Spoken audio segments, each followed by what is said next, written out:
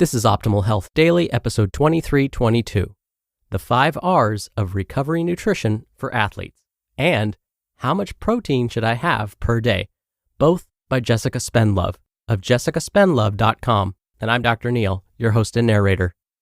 Hey there, welcome to another Wednesday edition of Optimal Health Daily. This is just one of a bunch of podcasts where we read to you from blogs for free, so you don't have to read them yourself, except on Fridays. That's where I usually answer your questions. Now, it is the middle of the week, and like I do every Wednesday, I like to share that little bit of inspiration with you. So here we go. Quote, "Change can be tough, but I've never heard anyone say it wasn't worth it." Dr. Carol Dweck. All right, today I have 2 posts instead of the usual 1 post. Now, I do this when each of the articles is on the shorter side. I want to make sure you get all the content you expect. So let's get right to both posts and start optimizing your life. The 5 R's of Recovery Nutrition for Athletes by Jessica Spendlove of jessicaspendlove.com. When it comes to performance, there's plenty of focus on the hours you put in at the gym, your technique during training, and the game day strategies that will level up your results. But for these steps to work effectively, prioritizing recovery in between is just as essential. Most people are aware of what they need to eat immediately before or after exertion to fuel themselves, but you need a long-term nutrition strategy in place to get the best possible outcomes on the field, court, or track, plus daily life. Here are the 5 rules of recovery nutrition for athletes. What is recovery nutrition? Optimum recovery nutrition is not just what you eat, but when and how you do it. It's everything from the food you put on your plate pre-training, to the timing of your post-game snack, to the habits you adopt to improve consistency in your diet. The goals of recovery nutrition for athletes are to appropriately rehydrate and fuel your body, boost the results of your training session, support muscle repair and growth, and assist immune function. The signs you're not recovering properly between training sessions. If you're not nailing your recovery nutrition, you're likely to experience increased fatigue in training and in day-to-day life, as well as reduced performance, extra muscle soreness, reduced gains from your efforts, and impacted immunity. 1. Refuel. Key nutrient, carbohydrates. Refueling is critical for replacing the fuel you used, meaning muscle glycogen, during a training session, game, or event, and preparing you for the next one. High-intensity exercise can cause significant stress on the body, putting you at greater risk of illness. Adequate carbohydrate intake helps immune function, so you'll be less likely to pick up a bug or feel run down. So what food should you eat after training? Opt for low glycemic index and whole grain foods, such as brown rice, oats, potato, wholemeal pasta, and wholemeal bread.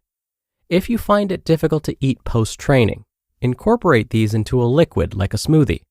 When preparing your plate or filling your blender, carbohydrates should make up 1/3 of your post-exercise meal. The best time to eat after exercise is in the first 30 to 90 minutes. That's when the body is most effective at refueling your carbohydrate stores and rebuilding muscle. However, this will still occur for another 24 to 48 hours. 2. Repair. Key nutrient, protein. High-quality protein sources are necessary to promote muscle growth and support training adaptations. Animal protein sources offer the full amino acid profile we require for muscle building, recovery, cell regeneration, and to regulate our immune system. Good choices include yogurt, meat, fish, eggs, chicken, and milk. Plant-based protein sources can deliver the same amino acid profile when combined together. These are called complementary proteins. You should also aim to include plant-based proteins rich in leucine. Good options include tofu, tempeh, soy milk, and legumes. Aim for 20 to 40 grams of protein per meal and snack, which roughly looks like this: a small container of yogurt, 3 eggs, 1 chicken breast, 300 grams of lentils, 160 grams of tofu, 625 milliliters of soy milk, 4.5 slices of bread, or 150 grams of oats. 3. Revitalize. Key nutrient, color. If your meal is brown and white, it's not complete.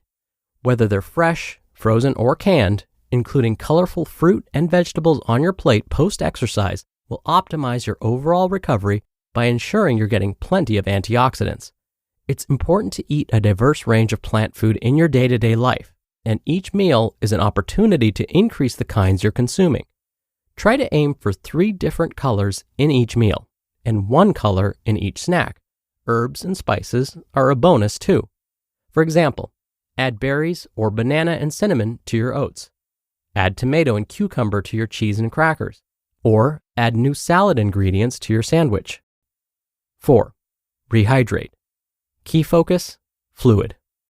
Within 2 to 6 hours, replace 125 to 150% of the fluid you have lost during exercise. Each kilogram lost in exercise should be replaced with 1.5 liters of fluid. To get the job done, keep a water bottle on you and consider using a milk-based recovery beverage to help rehydrate faster and also maximize your fluid retention, meaning you retain what you drink and not urinate it all out. And 5, rest. Although you're not serving up sleep on a plate, shut-eye is essential for good nutrition and optimal recovery. Prioritize getting 7 to 9 hours of sleep each night. How Much Protein Should I Have Per Day? By Jessica Spendlove of jessicaspendlove.com. How much protein each individual needs is unique and depends on a range of different factors. Protein is an essential component of the diet as it has many functional roles in the body. Most importantly, protein is involved in muscle building and repair. When we stress our skeletal muscle in physical activity or exercise, the muscle fibers begin to break down. Protein is comprised of amino acids, and it's these acids that begin the process of repairing muscle damage. With regular exercise and stimulus to the working muscles, there is a constant cycle of muscle breakdown and muscle protein synthesis, leading to adaptations and increased muscle size and strength. The protein we eat helps with muscle protein synthesis and recovery post-exercise. Whether you're an athlete or highly active individual looking to increase strength or muscle size, or are young or elderly where muscle mass assists with injury prevention and overall health, the role of protein in the diet is incredibly important. How to calculate your protein needs. Protein requirements for the general population are created based on the balance of other nutrients also needed in the diet. The nutrient reference values in Australia recommend 0.84 grams of protein per kilogram body weight per day for men and 0.75 grams of protein per kilogram body weight for women, with no set upper limit for protein intake, meaning there's no maximum amount. However, for many athletes and active individuals, getting more protein than these recommendations may be beneficial to assist muscle recovery needs around exercise and adaptations, helping to improve performance outcomes and body composition. Benefits of a high-protein diet. For those who are active on a consistent basis, such as athletes, research shows that higher protein intakes between 1.8 and 2 grams per kilogram body weight per day consumed across 4 to 5 meals is most beneficial for maximizing lean muscle mass. In particular, an amino acid called leucine is involved in the cascade of events that leads to muscle protein synthesis and is an important consideration within protein intake. Research indicates that around 3 grams of leucine helps to maximize the anabolic or muscle building effects of protein. This amount of leucine is available in typical moderate portions of protein-rich foods such as meats, chicken, eggs, fish, and dairy, but maybe in smaller amounts in plant-based protein foods such as beans, lentils, chickpeas, tofu, and rice. For those on plant-based diets with goals relating to muscle mass, considering the leucine content of protein foods consumed is essential. How to hit your protein goals across the day. For the average active person, what would this amount of protein look like across the day? To estimate your protein needs, take your current body weight in kilograms and multiply by 1.8 up to 2 to find your estimated daily protein requirements. Divide this amount across 4 to 5 meals, and this is how much protein to aim for at each meal.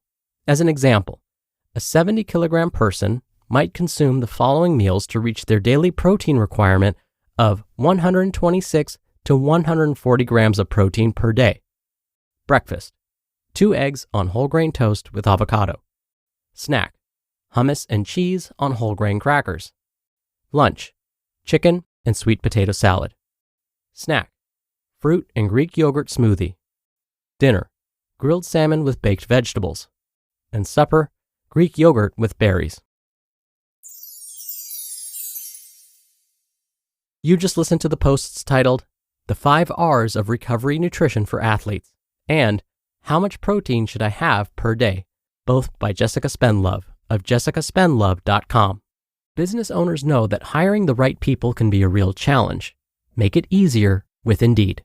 Indeed is the hiring platform helping over 3 million businesses do it all: attract, interview, and hire all in one place. Don't spend hours on multiple job sites looking for candidates. With Indeed's Instant Match feature, over 80% of Indeed employers find quality candidates the moment they sponsor a job. I especially love that if you invite these or any candidates of your choosing to apply, they are 3 times more likely to apply to your job than candidates who only see it in search. Start hiring now with a $75 sponsored job credit to upgrade your job post at Indeed.com/health. Offer good for a limited time. Claim your $75 credit now at Indeed.com/health. Just go to Indeed.com/health and support the show by saying you heard about it on this podcast. Indeed.com/health. Terms and conditions apply. Need to hire? You need Indeed. Dr. Neal here for my commentary. I want to go back to the first post, particularly when today's author, Jessica, mentioned the importance of antioxidants for post-workout recovery. We put so much emphasis on the macronutrients for workout recovery, like getting just the right amount of protein, carbs, and fats, that we end up forgetting about the micronutrients too. Meaning, the micronutrients are the nutrients we need in smaller doses each day, but are just as important. As Jessica said in the first post, antioxidants optimize overall recovery. A really quick way to know whether we're consuming enough antioxidants is to look down at our plate. Is the plate full of colorful fruits and veggies? These natural colors are a giveaway that the foods we're consuming are full of antioxidants. And it's these antioxidants, in fact, that give the fruits and veggies their bright or deep colors. And just as Jessica said in the post, if we mix and match our fruits and veggies, it's even better. This is because when we mix them, they work together and become even more powerful. So, next time you look down at your lunch or dinner plate, make sure it's filled with colorful fruits and veggies, and that's going to help you recover that much faster and possibly make your next workout even better. All right, that'll do it for today. Thank you so much for listening. Thank you for being a subscriber of the show and for coming back and listening every day. I hope you have a great rest of your day, and of course, I'll see you back here tomorrow where your optimal life awaits.